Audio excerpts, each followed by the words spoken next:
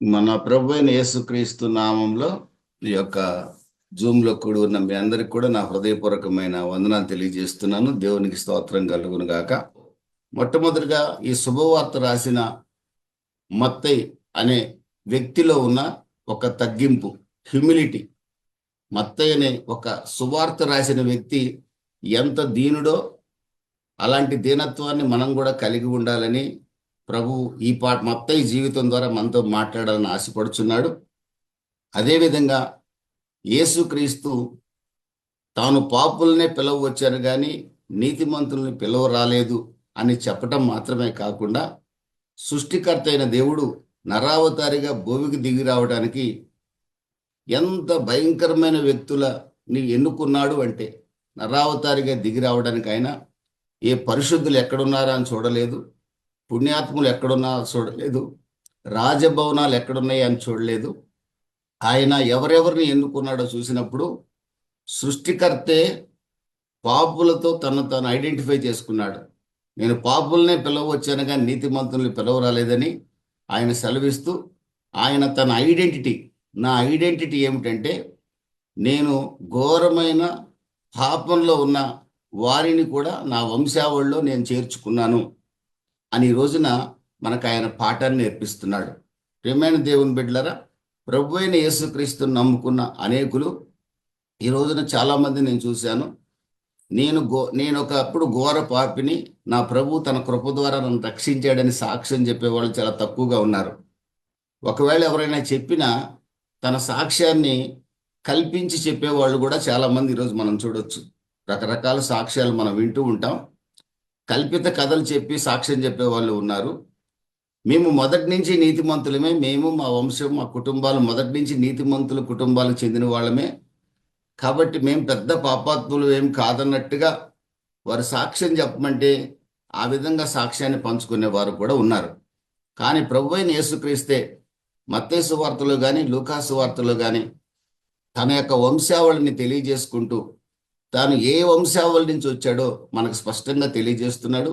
ఆ వంశావళిలో ఎన్ని రకాల ప్రజలు ఉన్నారో కూడా మనం చూస్తే ఆశ్చర్యం కలుగుతుంది. సృష్టికర్త ఈ వంశావళిలో నుంచి ఎలా వచ్చాడు?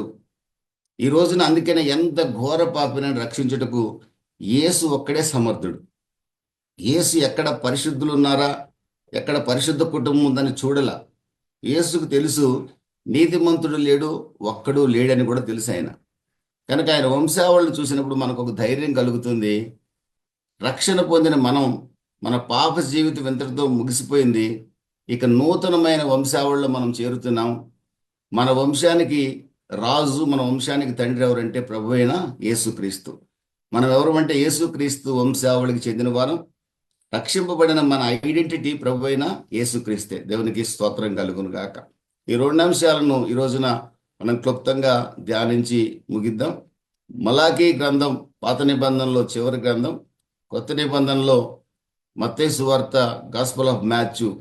సువార్త, గాస్పల్ అంటే ఏం లేదు, గుడ్ న్యూస్ ఆఫ్ గాడ్, దేవుణ్ణి కూర్చిన శుభ సందేశం, శుభవర్తమానం. అదే కొరింథీయులు రాసిన మొదటి పత్రికలో అపోస్తలుడైన పౌలు గారు సువార్త అంటే ఏంటో స్పష్టంగా మనకు తెలియజేస్తాడు కూడా. ప్రియమైన దేవుని బిడ్డలారా, ప్రభు అయిన యేసుక్రీస్తు యొక్క జనన మరణ పునరుద్ధానాలు ప్రకటించడమే శుభవార్త. ఈ రోజున ఆ శుభవార్తను ఎవరైతే నమ్ముతారో, ప్రభు అయిన యేసుక్రీస్తు పాపుల్ని, ఎంత ఘోర పాపనైనా రక్షించడానికి వచ్చాడని, రక్తం చిందించాడని ఎవరైతే నమ్ముతారో, ఆయన మరణించి పాతిపెట్టబడి పునరుద్ధరణై పరమునకు ఆరోహణమై ఉన్నాడని మన కొరకు ఈ రోజు కూడా విజ్ఞాపన చేస్తున్నాడని ఎందరైతే విశ్వసిస్తారో వారు రక్షింపబడతారు. ప్రవక్త అయిన మలాకీ దగ్గర నుండి మత్తయి శుభవార్త రాసే వరకు కూడా బాప్తిజం ఇచ్చు యోహాను ద్వారా తప్ప ఇక ఈ మధ్యలో 400 years దేవుని యొక్క వాక్యము కనుమరుగైపోయింది. దేవుడు ఎవరితో కూడా మాట్లాడలేదు, ఏమీ రాయమని కూడా చెప్పలేదు. కనుక ఈ 400 yearsని సైలెంట్ పీరియడ్ అంటారు. దాన్ని ఇంటర్ టెస్టామెంట్ పీరియడ్ అని కూడా అంటారు. ఈ మలాకీ నుండి మత్తయి శుభవార్త మధ్యకాలంలో పారసీక రాజ్యం ప్రపంచాన్ని ఏలింది, గ్రీకులు ఏలారు. రోమన్స్ మత్తయి శుభవార్త రాసే సమయానికి రోమన్స్ ఏలుతూ ఉన్నారు ప్రపంచాన్ని. ఆ విషయం మీకు బాగా తెలుసు. ప్రియమైన దేవుని బిడ్డలారా, మత్తయి శుభవార్త రాసిన ఈ గ్రంథకర్తను ఒకసారి కనుక మనం చూసినట్లయితే ఆయన పేరు మత్తయి. ఆయన గిఫ్ట్ ఆఫ్ గాడ్, యెహోవా దానము అని ఆయన పేరుకి అర్థం. హీబ్రూ భాషలో ఆయన మత్తీయాహు అని ఆయన పేరు. గిఫ్ట్ ఆఫ్ గాడ్, యెహోవా దానము ఆయన పేరు. ఆయన ఒక యూదుడు. ఆ యూదుల్లో ఏ తెగకు చెందినవాడంటే, కొంతమంది బైబిల్ పండితులకు అభిప్రాయం ప్రకారం లేవి తెగకు చెందినవాడని చెప్తారు. కారణం ఏంటంటే, ఆ లేవీయుల్లో ప్రీస్ట్లీ ఫ్యామిలీస్లో ప్రతి ఒక్కరికి కూడా చివర లేవి అని ఉంటుందట. దాన్ని బట్టి మత్తయిని లేవి అని ఒకప్పుడు ఆయన పేరుంది. యేసుక్రీస్తే ఆయన పేరుని లేవి నుండి మత్తయి అని మార్చినట్లుగా బైబిల్ పండితుల యొక్క అభిప్రాయం. ప్రభు అయిన యేసుక్రీస్తు దగ్గరికి వచ్చేటప్పటికి ఆయన పేరు లేవిగా ఉండింది, కానీ యేసుక్రీస్తు దానిని మత్తయిగా మార్చాడని భక్తుల యొక్క అభిప్రాయం. లూకాసు వార్త 5వ అధ్యాయము 27వ వాక్యంలో కనుక మనం చూసినట్లయితే, 5వ అధ్యాయం 27వ వాక్యంలో మనం చూసినట్లయితే, అటు పిమ్మట ఆయన బయలుదేరి లేవి అను ఒక సొంకపు మెట్టున వద్ద కూర్చొని ఉండగా, ఈ లేవినే ఆ తదుపరి మత్తయి అని నామకరణం చేశారు. మత్తయి అని పిలువబడుతున్నాడు. ఆ మత్తయి అనే పేరుతోనే శుభవార్త కూడా రాయబడింది. ఈయన ఎవరు అని మనం చూసినట్లయితే లూకా 5:27లో కానీ, మత్తయి శుభవార్త 9వ అధ్యాయం 9-10 వాక్యాల్లో కూడా మనం చూసినట్లయితే, ఇతను ఒక ట్యాక్స్ కలెక్టర్. అంటే యూదుల దృష్టిలో అతడు ఒక మోసగాడు, యూదుల దృష్టిలో అతడు ఒక లంచగొండి, యూదుల దృష్టిలో అతను ఒక వ్యభిచారి. ఎందుకంటే ట్యాక్స్ కలెక్టర్ అంటే రోమన్ రిప్రజెంటేటివ్, రోమన్ సెనేటర్స్ అట. ఆయా ఏరియాల్లో పన్నులు వసూలు చేయడానికి కొంతమంది నియమిస్తారట. ఆ నియమించబడిన వారిలో ఈ మత్తయి అని ఆయన ఒకడు, లేవి అని ఆయన ఒకడు. ఆ లేవి ఎవరంటే ట్యాక్స్ కలెక్టర్. ట్యాక్సులు కలెక్ట్ చేస్తాడు రోమన్ గవర్నమెంట్ కొరకు. కలెక్ట్ చేసే ట్యాక్సుల్లో ఎక్స్ట్రా కలెక్ట్ కూడా చేసి కొంత తను కూడా దాచుకుంటూ ఉంటాడు. అందుకని మనం లూకాసు వార్త 19వ అధ్యాయంలో జక్కయ్యను చూసాం, అలాగే ఇక్కడ మత్తయిని కూడా చూస్తున్నాం. తానే చెప్తున్నాడు, అయినా నేను ట్యాక్స్ కలెక్టర్ అని చెప్పి మత్తయి కూడా స్పష్టంగా 10వ అధ్యాయంలో, మత్తయి వార్త 9వ అధ్యాయం 9-10 వాక్యాల్లో స్పష్టంగా అక్కడ ఆయన సుంకరిగా ట్యాక్స్ కలెక్టర్గా ఉండగా ప్రభు అయిన యేసుక్రీస్తు నన్ను వెంబడించమని పిలిచినప్పుడు ఆయన వెంబడించడం ప్రారంభించాడు. ఫాలో మీ అన్నప్పుడు ఆయన ఫాలో కావడం ప్రారంభించాడు. తన యొక్క వృత్తిని వదిలిపెట్టి ప్రభు అయిన యేసుక్రీస్తుని వెంబడించడం ప్రారంభించాడు. ఒకవేళ మత్తయిగా మారిన లేవి యేసు ప్రభువును వెంబడిస్తున్నప్పుడు అనేకులు ఆయన్ని దూషించి ఉండవచ్చు. యేసు ప్రభు ఏంటి ఇలాంటి వాడిని వెంట వేసుకొని తిరుగుతున్నాడని కూడా అనుకొని ఉండవచ్చు. ఏదేమైనప్పటికీ కూడా ప్రభు పిలిచిన వెంటనే అనేకుల చేత దూషించబడుతున్న వ్యక్తి, అనేకుల చేత అసహించబడుతున్న వ్యక్తి ఎప్పుడైతే ప్రభు అయిన యేసుక్రీస్తుని వెంబడించడం ప్రారంభించాడో అతని జీవితంలో అతని యొక్క పేరు మారింది. యెహోవా దానము అనే పేరు అతనికి వచ్చింది. అట్ ది సేమ్ టైం అతని హృదయం మారింది. అతను అనేకుల చేత దూషించబడిన వ్యక్తికి సమాజంలో గౌరవం కూడా దక్కింది. అంత మాత్రమే కాదు, ప్రభు అయిన యేసుక్రీస్తు యొక్క జీవితాన్ని గురించి, ఆయన పుట్టుక, ఆయన యొక్క మరణ పునరుద్ధానాలు, ఆయన శ్రమలు, ఆయన రెండవ రాకడ, పరలోక రాజ్యాన్ని గురించిన అంశాలన్నీ వ్రాసే శక్తిని ప్రభు, ఆ పరిశుద్ధాత్మ అభిషేకాన్ని ప్రభు ఆయనకి అనుగ్రహించినట్లుగా మనం చూడొచ్చు. ప్రియమైన దేవుని బిడ్డలారా, లూకాసు వార్త 5వ అధ్యాయంలో 27-28 వాక్యాలు నేను చదువుతాను ఒకసారి.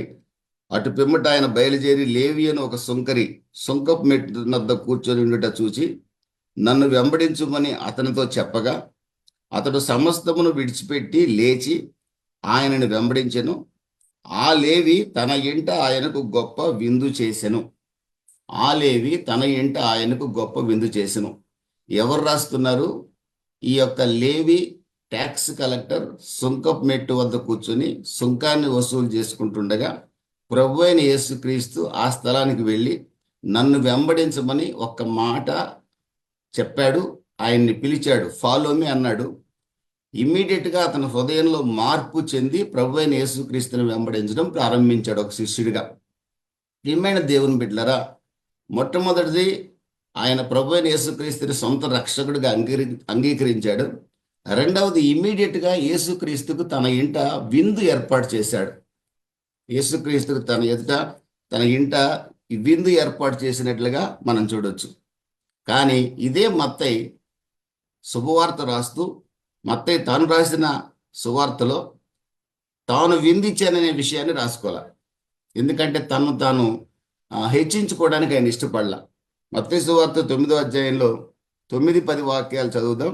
యేసు అక్కడి నుండి వెళ్ళుచు సుంకపు మెట్టు వద్ద కూర్చుండిన మత్తయి అనే ఒక మనిషిని చూసి నన్ను వెంబడించమని అతనితో చెప్పగా అతడు లేచి ఆయనను వెంబడించెను. ఇంటిలో భోజనములకు యేసు కూర్చుండి ఉండగా ఇదిగో సుంకరులను పాపులను అనేకులు వచ్చి ఆయన యొద్దను ఆయన శిష్యుల యొద్దను కూర్చుండిరి. ఇక్కడ రాయబడిన మాట కనుక మనం చూసినట్లయితే, ఇక్కడ మత్తయి అని ఒక మనిషిని యేసు ప్రభు చూశాడు. లూకానేమో లేవి అని రాస్తున్నాడు, మార్క్ కూడా లేవి అని రాస్తున్నాడు. నన్ను వెంబడించమని అతనితో చెప్పగా అతడు లేచి ఆయనను వెంబడించెను.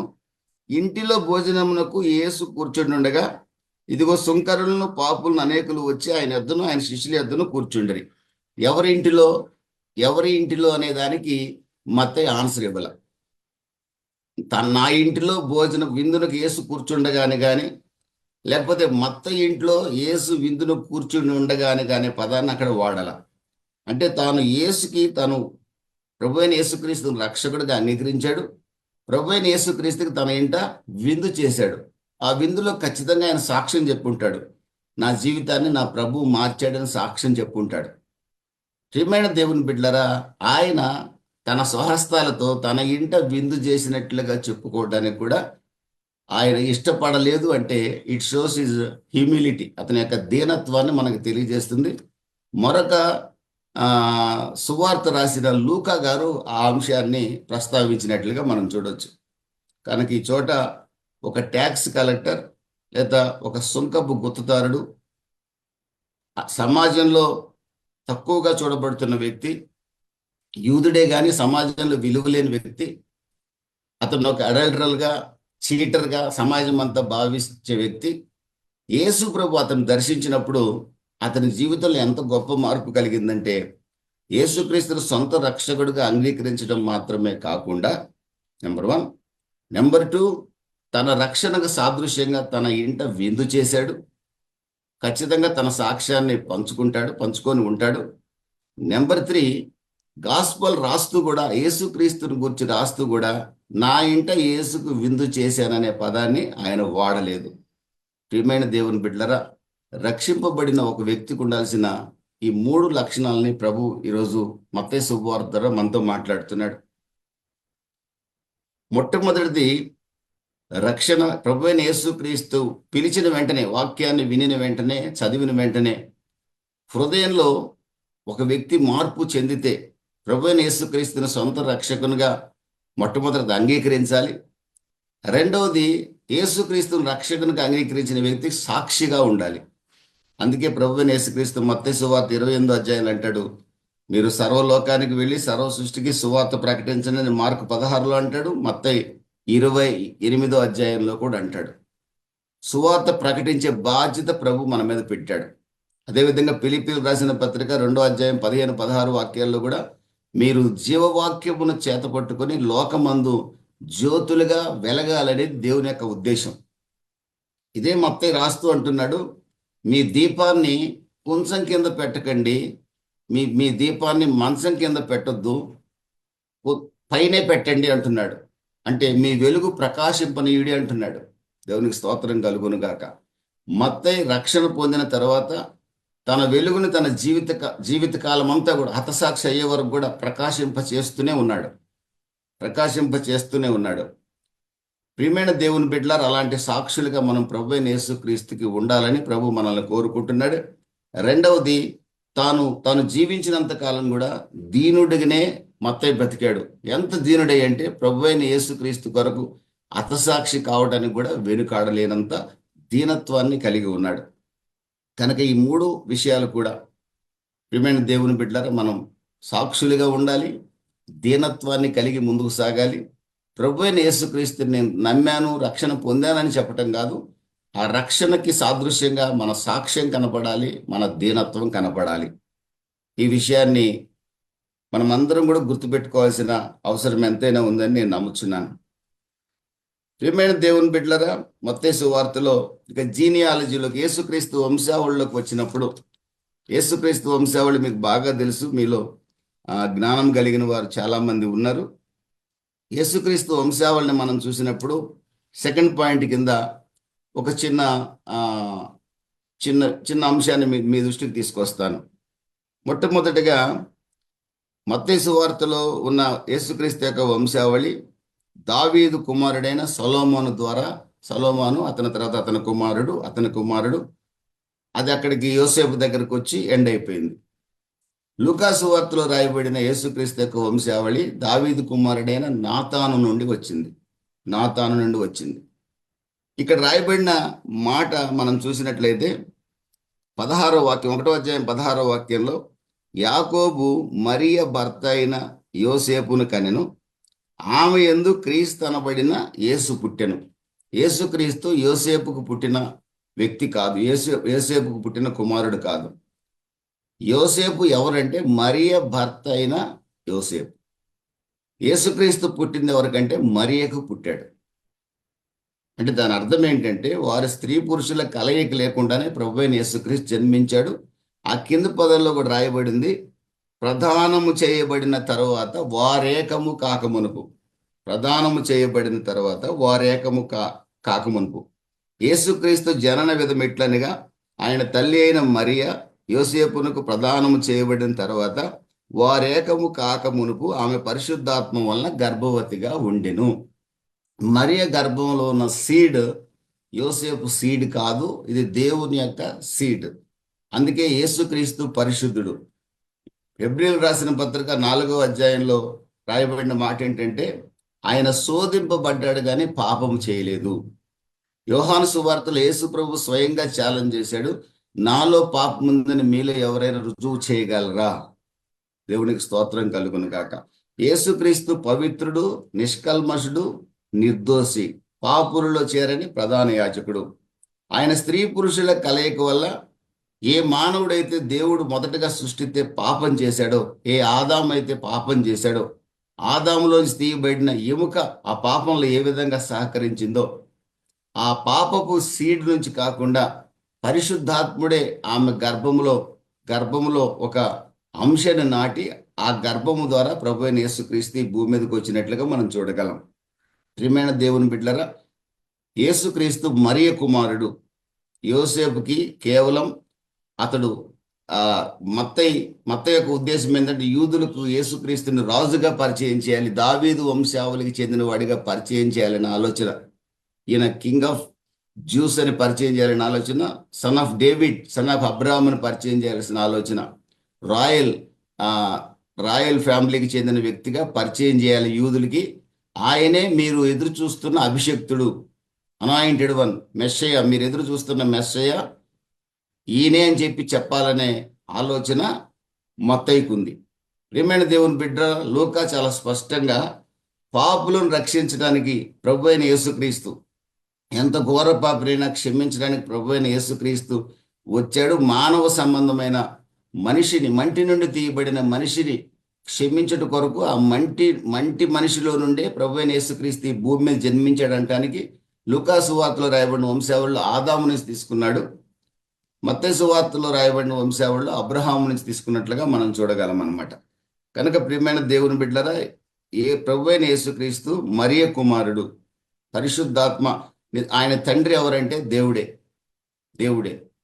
ఆయన తండ్రి అడాప్టెడ్ సన్ మాత్రమే. ప్రభువైన యేసుక్రీస్తు ఈ భూమి మీద యోసేపుకి ఆయన అడాప్టెడ్ సన్గా మాత్రమే భావించాల్సి ఉంటుంది.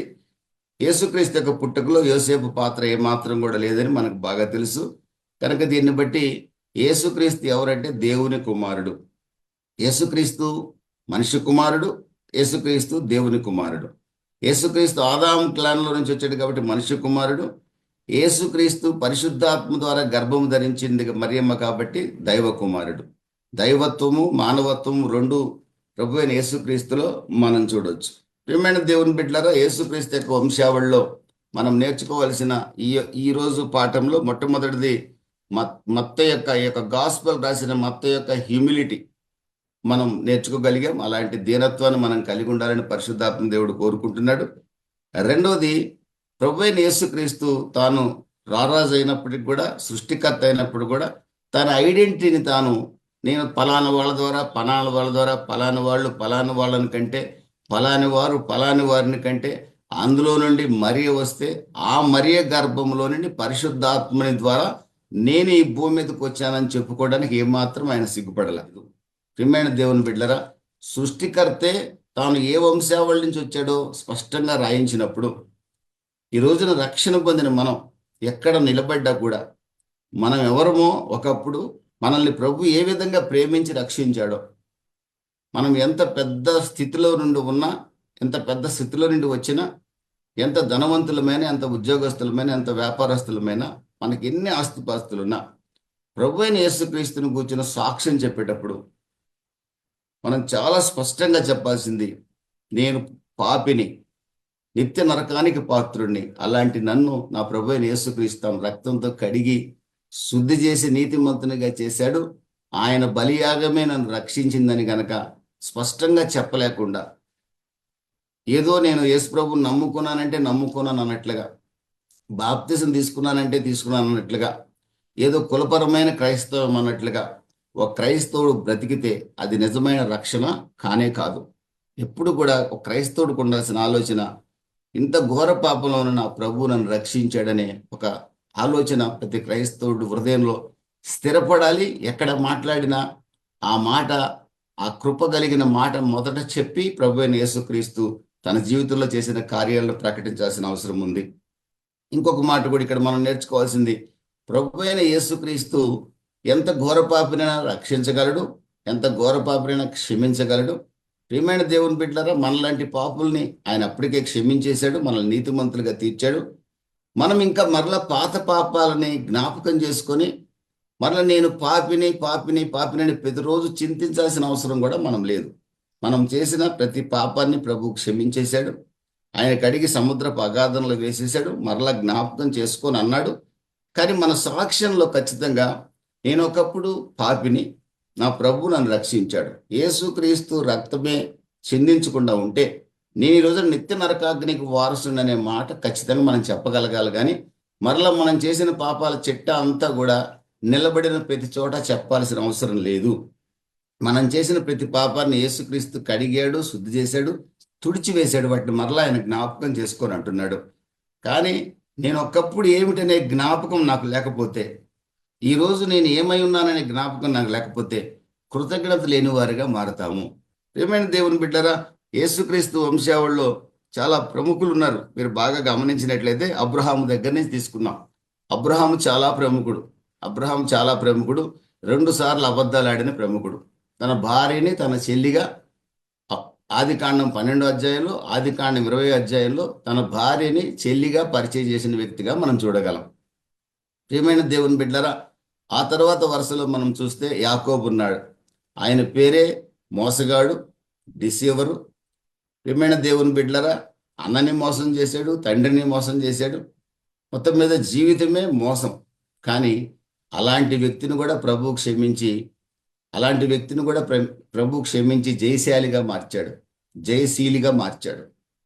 2 సార్లు అబద్ధం ఆడిన మన పితరుడైన అబ్రహామును కూడా క్షమించి, అబ్రహామా, నీ సంతానాన్ని నేను ఆశీర్వదిస్తాను, నా తోడు నిన్ను నీ సంతానాన్ని ఆశీర్వదిస్తానని దేవుడు తన మీద తాను ఒట్టు పెట్టుకొని, ప్రియమైన దేవుని బిడ్డలారా, ఆదికాండం 22వ అధ్యాయంలో స్పష్టంగా 16-17 వాక్యాల్లో, నా తోడు అబ్రహామా, నేను నిన్ను ఆశీర్వదిస్తానని ఫైనల్గా 12వ అధ్యాయంలో ప్రకటించాడు. 12వ అధ్యాయం నుంచి 20వ అధ్యాయంలోకి వచ్చేటప్పటికి ఆదికాండంలో 2 సార్లు కాదు, 2 సార్లు అబద్ధం మాట్లాడు, ఒకసారి చేయకూడని కార్యం కూడా చేశాడు. అలాంటి వ్యక్తిని దేవుడు ప్రేమించి క్షమించి, అబ్రహామా, నా తోడు, నేను నిన్ను ఆశీర్వదిస్తాను, నీ సంతానాన్ని నేను విస్తరింపచేస్తానని వాగ్దానం చేశాడు. ప్రియమైన దేవుని బిడ్డలు, అదే యాకోబు మోసగాడైనప్పటికీ కూడా ఎప్పుడైతే దేవుని పాదాలు పట్టుకొని పెనుగులాడాడో, దేవునికి స్తోత్రం కలుగును గాక, అతన్ని జయవీరుడిగా, జయశాలిగా, రాకుమారుడిగా ప్రభు మార్చినట్లుగా మనం చూడగలం. ఇంకా ఆ వంశావళిలో మనం ఇంకా చూసుకున్నట్లయితే యూదా యూదా యాకోబు యొక్క 12 మంది సంతానంలో యూదా చాలా ప్రముఖుడు. ప్రియమైన దేవుని బిడ్డలు, మీకు బాగా తెలుసు ఆయన యొక్క చరిత్ర. తామారు, ఆమె అసలు ఇజ్రాయిల్ 12 గోత్రాల్లో ఒకదానికి చెందింది కాదామా. కనానీయురాలు తామారు కనానీయురాల్ని యూదా, యాకోబు కుమారుడని యూదా తన కుమారుడికి ఇచ్చి వివాహం చేశాడు. ఆ వివాహం ఫెయిల్ అయింది, అతను చనిపోయాడు. మళ్ళీ రెండో కుమారుడికి ఇచ్చేశాడు.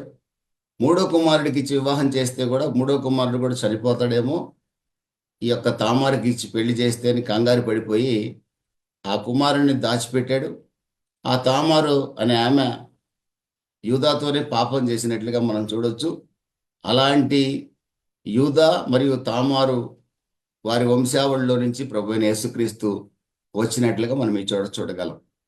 ప్రియమైన దేవుని బిడ్డలారా, ఘోరమైన పాపులు కూడా ఈ వంశావళిలో ఉన్నారు. కొందరు నీతిమంతులు, అంటే లోక సంబంధమైన నీతి కలిగిన వారు కూడా ఉన్నారు. బోయజ్ లాంటి వాళ్ళు ఉన్నారు. ఓబేదు లాంటి వాళ్ళు ఉన్నారు. కానీ ఎందుకు ఈ మాటలు ప్రభు మనకు ఫస్ట్లోనే తెలియజేస్తున్నాడంటే, నేనే ఎంత ఘోర పాపినైనా క్షమించగలిగిన వ్యక్తిని నేను పాపులతో ఐడెంటిఫై చేయబడ్డాను. నేను పాపుల్ని పిలవచ్చాను కానీ నీతిమంతుల్ని పిలవరాలేదు. ఆయనకు తెలుసు ఏ భేదం లేదు, అందరూ పాపం చేసి దేవుడు అనుగ్రహించి మహిమను కోల్పోయారని. కాబట్టి నేను వచ్చింది దీనికోసమే, మిమ్మల్ని విడిపించడం కోసమే.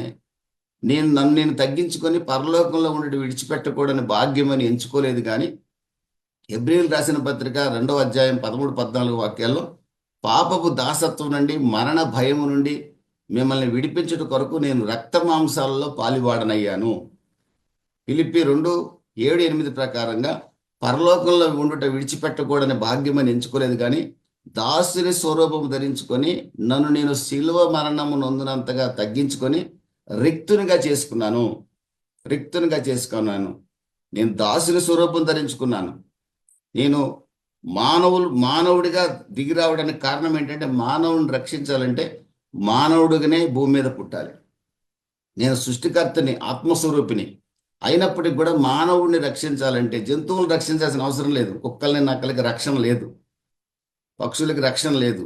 నా పోలికగా సృష్టించబడిన మానవుడు పాపం చేసి నాకు దూరం అయ్యాడు కనుక ఆ మానవుడిని పాప కోపం నుంచి విడిపించాలంటే నేను మానవుడిగా భూమి మీదకి రావాలి. అందుకే పాపపు దాసత్వం నుండి, మరణ భయం నుండి మానవుని విడిపించడానికి నేను భూమి మీదకి వచ్చాను. మానవుడిగా వచ్చాను అంటే అర్థం ఏంటంటే, ఆ మానవాళి వంశావళిలో ఎన్ని రకాల పాపాలు చేసిన వాళ్ళు ఉన్నారో ఆయన వచ్చిన వంశంలో కూడా మనం చూడవచ్చు. ఎక్కడ నీతిమంతుడు ఉన్నాడో చూసుకొని ఆయన రాలా. ప్రియమైన దేవుని బిడ్డలు, ఒక రకంగా చూడాలంటే ఆయన అవిధేయుల్ని ఎంచుకొని వారిలో నుంచి ఆయన వచ్చాడు. తాను పాపులతో ఐడెంటిఫై చేసుకున్నట్లుగా మనం చూడగలం. కనుక ఈ రోజున నేను పాపిని, నన్ను క్షమాపణ దొరకదేమో అని కంగారు పడాల్సిన అవసరంలా. ఎంత ఘోర పాపినైనా యేసుక్రీస్తు ఒక్కడే క్షమిస్తాడు. క్షమించబడిన మనము కృతజ్ఞతగా ప్రభువుకు సాక్షులుగా బతకగలిగితే చాలు. ఆయన మన కొరకు చేసిన త్యాగం సఫలమవుతుంది, లేదంటే ఆ త్యాగం నిరర్థకం అవుతుంది. ప్రియమైన దేవుని బిడ్డలారా, ఇక ఆయన వంశావళిలో మనం చూస్తే ఇక దావీదు విషయం మనకు బాగా తెలుసు. 10 ఆజ్ఞల్లో 3 ఆజ్ఞలు ఉల్లంఘించాడు. పొరుగువాడి సొత్తును అపహరించకూడదు, అపహరించాడు. భార్యని వ్యభిచారం చేయకూడదు, చేశాడు. ప్రియమైన దేవుని బిడ్డలారా, ప్రియమైన వారులారా, మోసం చేశాడు, పొరుగువాడి సొత్తును అపహరించాడు. 3 నరహత్య చేశాడు. నరహత్య చేయకూడదు, నరహత్య చేశాడు. పొరుగువాడి సొత్తును అపహరించాడు, వ్యభిచరించకూడదు, వ్యభిచారం చేశాడు. నరహత్య చేయకూడదు, నరహత్య చేశాడు. 10 ఆజ్ఞల్లో 10 కమాండ్మెంట్స్లో 3 ఉల్లంఘించాడు. కానీ ప్రియమైన దేవుని బిడ్డలారా, ఎప్పుడైతే దేవుని సన్నిధిలో పశ్చాత్తాపడి ఎలుగెత్తి ఏడ్చాడో, యెష్షై కుమారుడైన దావీదు నాకు హృదయానుసరుడని ప్రభు సాక్ష్యం ఇచ్చాడు. ఎంత ఘోర పాపికైనా క్షమాపణ ఉందనేది చాలా స్పష్టంగా తెలియజేయటం కోసమే ఆయన ఈ జీనియాలజీని ఎంచుకున్నట్లుగా మనం చూడొచ్చు. అంతేగాని మహారాజు కుటుంబంలోనో ఇంకెక్కడో ఆయన పుట్టాలని అనుకోలే. ఎంచుకున్నారు పేరుకు రాజులే గాని ఘోరమైన పాపులు. ఆ వంశావళిలోంచి ప్రభువైన యేసుక్రీస్తు వచ్చాడు. ఆ తర్వాత రాహాబు మనకు బాగా తెలిసినామా. ఇశ్రాయేలు దేవుని యందు యెహోషువ గ్రంథం 2వ అధ్యాయంలో మీరు చదువుకుంటే ఇశ్రాయేలు దేవుని యందు కేవలం నమ్మిక ఉంచింది. ఎవరేమంటే ఘోరమైన పాప గూబిలో కొట్టుమిట్టాడుతున్న స్త్రీ. ప్రియమైన దేవుని బిడ్డలరా, యేసుక్రీస్తు వంశావళిలో ఆ రాహాబు కూడా ఉంది. అన్యురాలు, భయంకరమైన విగ్రహారాధికురాలు. ఈరోజు యేసుక్రీస్తు ఎవరినైనా రక్షించగలడు. ప్రభు అని పిలవగలిగితే చాలు. రాహాబు ఒక్కటే అన్నది, వేగుల వారితో అన్నది, మీ దేవుడు నమ్మదగిన వాడని, మీ దేవుడు సైన్యములకు అధిపతి యెహోవా అని, మీ దేవుడు ఖచ్చితంగా ఈ ప్రాంతాన్ని మీకు ఇస్తాడని నేను నమ్ముచున్నాను. మీ దేవుడే దేవుడని నేను నమ్ముతున్నాను. మీరు ఈ దేశాన్ని స్వాధీనం చేసుకున్నప్పుడు నన్ను నా ఇంటి వారిని సంహరించకుండా కాపాడతారా అని వేగులు వారి దగ్గర వాగ్దానం తీసుకుంది. ఇంటికి ఎర్రని దారము కట్టుకుంది రక్షణకు సాదృశ్యంగా. కేవలం ఇశ్రాయేలు దేవుడే దేవుడని విశ్వసించిందండి, రక్షణ పొందింది. సింపుల్. యేసుక్రీస్తు యొక్క రక్షణ పొందడానికి ఏమి చేయాల్సిన అవసరంలా. తెల్లవారుజామున లేచి తలస్నానం చేసి వస్త్రాలు ధరించి, లేకపోతే సగం వస్త్రాలు ధరించి మోకాళ్ళు వేసి కూరలు పడి ఎళ్ళికలు పడి చుట్టూ పొరలాల్సిన అవసరంలా.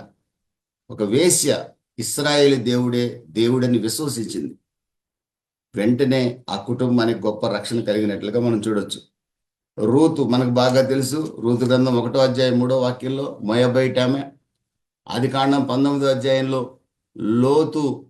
లోతు అతని కుమార్తెల పాపం ద్వారా పుట్టిన వంశం ఇది, మోయాబీయుల వంశం. ఆ మోయాబీయురాలు అత్తగారితో అంటుంది, నీ దేవుడే నా దేవుడు, నీ జనమే నా జనము, నీవు మరణించిన చోటనే నేను మరణిస్తాను. మరణము తప్ప నిన్ను నన్ను ఏది వేరు చేయదు. ఇశ్రాయేలు దేవుణ్ణి ఒక మోయాబీయురాలు, అన్యురాలు, భయంకరమైన విగ్రహారాధికురాలు, కేమోషు దేవతలను పూజించేవారు, బయలుదేవతలకు బలులర్పించే వంశానికి చెందిన స్త్రీ ఇశ్రాయేలు దేవుణ్ణి విశ్వసించింది. యేసుక్రీస్తు వంశావళిలో చేరింది. ఆమెను బోయేజు పెళ్లి చేసుకున్నట్లుగా మనం చూడొచ్చు. ఆ బోయేజు వంశావళిలో నుంచే దావీదు వచ్చాడు. దావీదు వంశావళిలో ప్రభువైన యేసుక్రీస్తు వచ్చాడు. దేవునికి స్తోత్రం కలుగునుగా. ప్రియమైన దేవుని బిడ్డలరా, ఇక సొలొమోను 700 మంది భార్యలు, 300 మంది ఉపపత్నులు, బహుదుర్మార్గుడు. 700 మంది భార్యలు, 300 మంది ఉపపత్నులు, బహుదుర్మార్గుడు, విగ్రహారాధికుడు. సొలొమోనుకి క్షమాపణ దొరికినట్లుగా మరి ఎక్కడ లేదు. కానీ ఆ సొలొమోను వంశావళిలో నుండి ప్రభువైన యేసుక్రీస్తు వచ్చాడు. ప్రియమైన దేవుని బిడ్డలారా, ఇందులో క్షమింపబడిన వారు ఉన్నారు, క్షమించబడని వారు కూడా ఉన్నారు. ఎందుకంటే వాళ్ళు ప్రభు దగ్గరికి రానప్పుడు వారిని క్షమించలేడు. ఆయన ప్రభు నన్ను క్షమించి నేను ఘోరపాపిని అన్నప్పుడే క్షమించగలడు. సొలొమోను పశ్చాత్తాపడినట్టుగా ఎక్కడ లేదు. దావీదు పశ్చాత్తాపడ్డాడు, రూతు పశ్చాత్తాపడింది, రాహాబు పశ్చాత్తాపడింది, అబ్రహాం పశ్చాత్తాపడ్డాడు, యాకోబు పశ్చాత్తాపడ్డాడు. పశ్చాత్తాపడిన ప్రతి ఒక్కరిని కూడా, క్షమాపణ అడిగిన ప్రతి ఒక్కరిని యేసు ప్రభు క్షమించాడు. ఈ రోజు కూడా యేసు ప్రభు ఎవరినైనా క్షమించడానికి సిద్ధంగా ఉన్నాడు. నన్ను క్షమించాడు, మిమ్మల్ని క్షమించాడు. దేవునికి స్తోత్రం కలుగును కాక. ఇక ఆ వంశావళిలో మనం చూస్తే రాజైన మనష్షే, రెహబాము. ఇక రాజైన మనష్షే అయితే బయలుదేవతలకి తన పిల్లల్నే దహన బలిగా అర్పించాడట. భయంకరమైన చెడుతనాన్ని ప్రోత్సహించిన వ్యక్తి మనష్షే.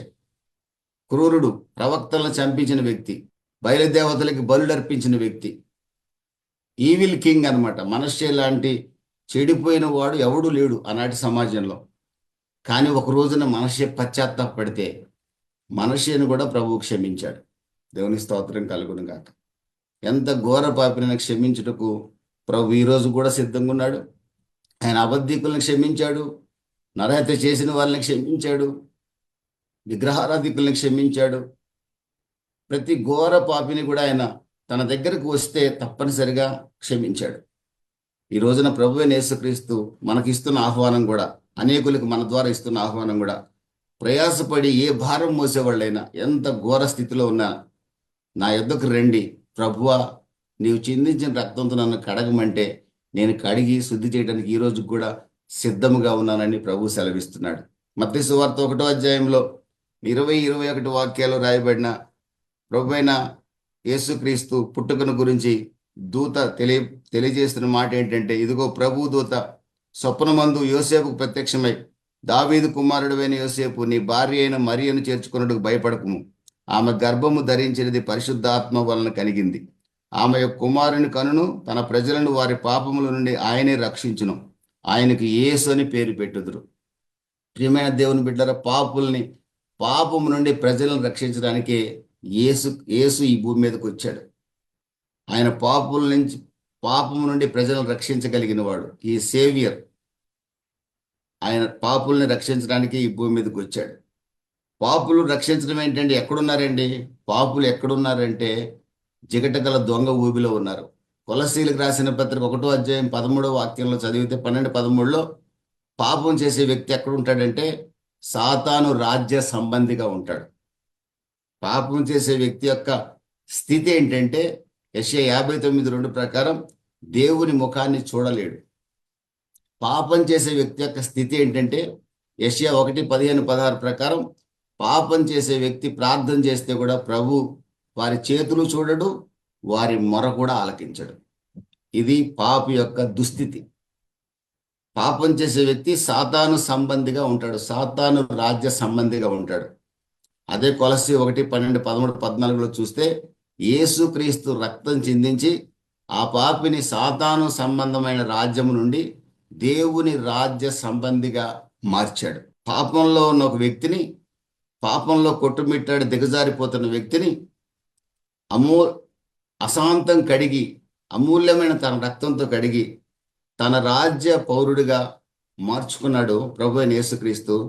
పాపుల్ని రక్షించడానికి యేసుక్రీస్తు లోకానికి వచ్చాడు. పాపి నిత్య నరకానికి వెళ్తున్నాడు. యేసుక్రీస్తు రావడం ద్వారా ప్రభు అని పిలిచిన ప్రతి ఒక్కడు నిత్య నరకాన్ని తప్పించబడింది, నిత్య రాజ్యానికి వారసుడయ్యాడు. దేవునికి స్తోత్రం కలుగును గాక. లూకాసు వార్త 19:10లో రాయబడింది, నశించిన దాన్ని వెతికి రక్షించుటకు మనుష్య కుమారుడి లోకానికి వచ్చాడని ప్రభు తానే స్వయంగా చెప్తున్నాడు. అపోస్తలుడైన పౌలు గారు తిమోతికి రాసిన మొదటి పత్రిక 1:16లో అంటాడు, పాపులను రక్షించుట కొరకు క్రీస్తు యేసు లోకములకు వచ్చిన మాట నమ్మదగినది, పూర్ణాంగీకార యోగ్యమైనది అంటున్నాడు. ప్రియమైన దేవుని బిడ్డలారా, ఎహెజ్కేలు గ్రంథం 18:23లో దుష్టుడు మరణించడం యేసుక్రీస్తుకి దేవునికి ఏమాత్రం ఇష్టం లేదు. దుష్టుడు తన ప్రవర్తన దిద్దుకొని బ్రతకాలని ప్రభు కోరుకుంటున్నాడు. అందులో భాగంగానే 2 కొరింథీ 5:21 ప్రకారం ఆయన పాపము లేని పరిశుద్ధుడు, మనల్ని నీతిమంతులుగా చేయడానికి పాపపు ముద్దగా మారాడు. దేవునికి స్తోత్రం కలుగును కాక. పాపంతో నిండి ఉన్న వంశావళుల నుంచి వచ్చాడు.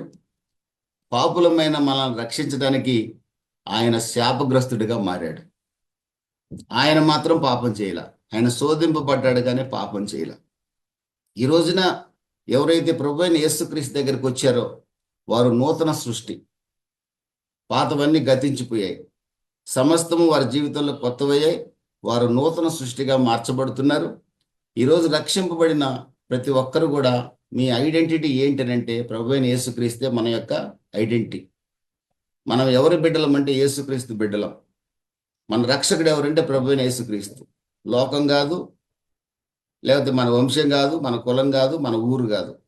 మనం ఎవరి వారం అంటే యేసుక్రీస్తు వారం. మన పౌరసత్వం ఎక్కడుందంటే పరలోకంలో ఉంది. మన పౌరస్థితి పరలోకంలో ఉంది. మనం ఎవరి వారం అంటే యేసు వారం. యేసు వారంగా బతకగలిగితే, యేసుక్రీస్తు మన కొరకు భూమి మీదకి రావడానికి ఎన్నుకున్న ఘోరమైన వంశావళి అదంతా కూడా. ఆయన చేసిన త్యాగం, రిక్తుడిగా తను చేసుకున్న ఆ త్యాగం, దాసుని స్వరూపం ధరించుకున్న ఆ త్యాగం, ఏమండి ఉమ్మి వేయించుకొని కొరడా దెబ్బలు తిన్న ఆ త్యాగం ఫలిస్తుంది. అలా కాకుండా ప్రియమైన దేవుని బిడ్డలారా, మనం ఒకవేళ ఆ న్యూ ఐడెంటిటీని కనుక మనం తీసుకోకుండా రక్షింపబడ్డామని చెప్పుకుంటూ బైబిల్ మన చేతిలో ఉంది, మన ఇంట్లో ఉంది, చర్చికి కూడా వెళ్తాం. కానీ నీవు ఎవరి వారం అని అడిగితే, ఏమండి మేము పలానా కులం వారం, ఏమండి పలానా ఇన్ని ఎకరాలకు ఆసాములం, ఇంత పెద్ద ఉద్యోగస్తులం, ఇది చెప్పుకోవడానికి ఇష్టపడే వారే ఎక్కువ మంది ఉన్నారు. కానీ మేము యేసు వారమని దీనులై విరిగి నలిగిన హృదయంతో చెప్పగలిగే వారు బహు తక్కువగా ఉన్నారండి. సాక్ష్యం చెప్పమానండి, నేను పలానా కులం నుంచి రక్షించబడ్డాను. నాకు అనిపిస్తుంది వాడి కులం వాడిని రక్షించలేదు కదా, యేసు ప్రభు కదా రక్షించింది. మరి అక్కడ కులం ఎందుకు? అక్కడ కులం ఎందుకు? ప్రియమైన దేవుని బిడ్డలారా, వారు నూతన సృష్టిగా మార్చబడలేదనే విషయాన్ని స్పష్టంగా గుర్తుపట్టాలి అలాంటి వాళ్ళని చూసినప్పుడు. ఎవరైతే ప్రభువుని మహింపరచకుండా తనను తాను మహింపరచుకుంటే, ఎంత గొప్ప సేవకుడైనా, ఎంత గొప్ప విశ్వాసైనా, ఎంత పెద్ద సంఘ పెద్దయినా, అతడు నూతన సృష్టి కాదు. అతను ఇంకా పాపపు సాతాను రాజ్య సంబంధిగానే ఉన్నాడు. స్పష్టంగా గుర్తుపట్టచ్చు. అందుకే ఫిలిప్పీయులు రాసిన పత్రిక 3:14 అంటాడు, పౌలు గారు అంటాడు, వెనుకున్న వాటిని మర్చిపోండి. క్షమించాడు, నన్ను క్షమించాడు. నేను ఇంక వెనక 15 ఏళ్ల క్రితం చేసిన పాపాలు జ్ఞాపకం చేసుకోకూడదు. కానీ నేను ఎక్కడ సాక్ష్యం చెప్పినా, నా భార్య ఎదుట కొట్ట సాక్ష్యం చెప్పిన ఘోర పాపిని, నా భార్యను దుఃఖపెట్టిన వాడిని, కానీ నా ప్రభు నన్ను క్షమించాడు. ఇదే నా సాక్ష్యం, సింపుల్ సాక్ష్యం, అంతే సాక్ష్యం. మళ్ళీ అది చేశాను ఇది చేశాను వద్దు, ఇంకా ఆ విషయాలు ఇంకా అనవసరం. నూతన సృష్టిగా మారిపోయాం మనం. Don't look back, go forward. మన ఫ్యామిలీ క్రీస్తు కుటుంబం మంది. మీరు నేను అందరం కూడా ఎక్కడెక్కడ వాళ్ళము. మనం ఈ రోజున క్రైస్తవ కుటుంబం మంది, క్రీస్తు కుటుంబ సభ్యులు మనందరం కూడా. క్రీస్తు కుటుంబ సభ్యులు క్రీస్తు కేంద్రిత జీవితాన్ని జీవిస్తూ బ్రతకాలి. మనం ఎలా నివసించాలంటే యేసుక్రీస్తు నామానికి మహిమకరమైన జీవితాన్ని జీవించాలి. యేసుకు సాక్షులుగా జీవించగలగాలి. ప్రియమైన దేవుని బిడ్డలారా, ఎప్పుడు కూడా కృతజ్ఞత కలిగిన వారంగా ప్రభువైన యేసుక్రీస్తును అనేకులకు చూపించే జీవితాన్ని మనం జీవించగలగాలి. దీనులుగా జీవించగలగాలి. ఈ రోజున మీరు నేను ప్రభు దగ్గరకు వచ్చి క్షమించబడ్డాం గనక మనం నూతన సృష్టి. ఇక మనకి ఏ శిక్షా విధి లేదు. మనం ఎవరు వారం అంటే క్రీస్తు వారం. క్రీస్తు సాక్షులుగా బతుకుదాం, దీనులుగా బతుకుదాం, ప్రభు నామానికి మహిమ తెద్దాం. అట్టి కృప ప్రభు మనకు అనుగ్రహించును గాక. ఆమేన్.